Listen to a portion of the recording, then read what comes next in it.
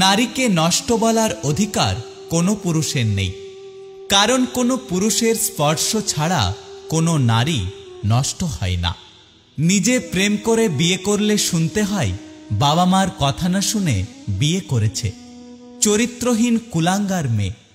আর বাবা মার দেখা বড়লোক ছেলেকে বিয়ে করলে শুনতে হয় মেয়েটা টাকার লোভে বিয়ে করেছে।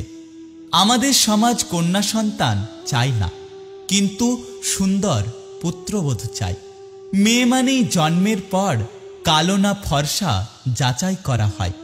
বাসি ভাতের প্রশংসা সবাই করে, কিন্তু বাস্তবে খোঁজে বিরিয়ানি।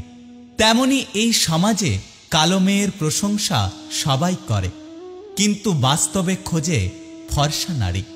আসলে যে মেয়েটা আপনার বুকে ঘুমায় সেটা আপনার কন্যা, আর যে মেয়েটা আপনার পাশে ঘুমায় সেটা আপনার বউ।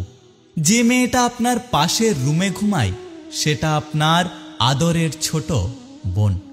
আর যে মেয়েটা আপনার জন্য ঘুম নষ্ট করে ওপরওয়ালার কাছে প্রার্থনা করে, ওপরওয়ালার কাছে আপনার মঙ্গল কামনা করে, সেটা হলো আপনার মমতাময়ী মা। তাহলে রাস্তা বা পাশ দিয়ে হেঁটে যাওয়া মেয়েটা মাল হয় কি করে, ধর্ষণের শিকার হয় কি করে? আপনার পাশ দিয়ে হেঁটে যাওয়া মেয়েটাও তো কোনো না কোনো পরিবারের আদরের মেয়ে, কারো ভালোবাসার মানুষ, কোনো না কোনো ভাইয়ের বোন।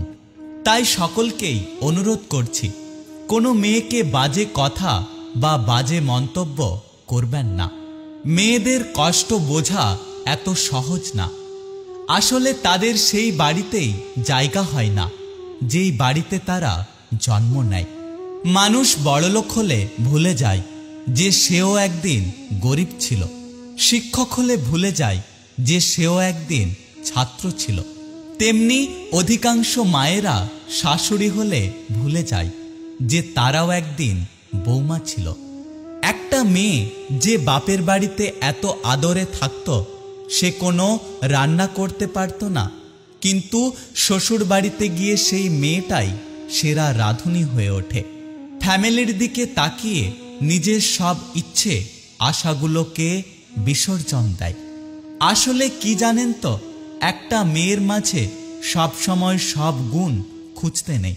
আসলে তারাও একটা মানুষ, কোনো যন্ত্রাংশ নয় যে তাদের মধ্যে কোনো ভুল থাকবে না। মেয়ে মানে যতদিন তোমার মুখ বন্ধ ততদিন তুমি সবার কাছে মিষ্টি, আর যেদিন মুখ খুলবে সেদিন থেকে তুমি সবার কাছে খারাপ হয়ে যাবে। মেয়ে মানে শ্বশুর বাড়িতে সব নির্যাতন সহ্য করে বাড়িতে ফোন করে হাসি মুখে বলতে হয়, হ্যাঁ আমি ভালো আছি। হ্যাঁ, এটাই হলো মেয়েদের জীবন। যদি ভিডিওটি ভালো লেগে থাকে অবশ্যই পাশে থাকবেন। দেখা হচ্ছে পরের ভিডিওতে। সুস্থ থাকবেন।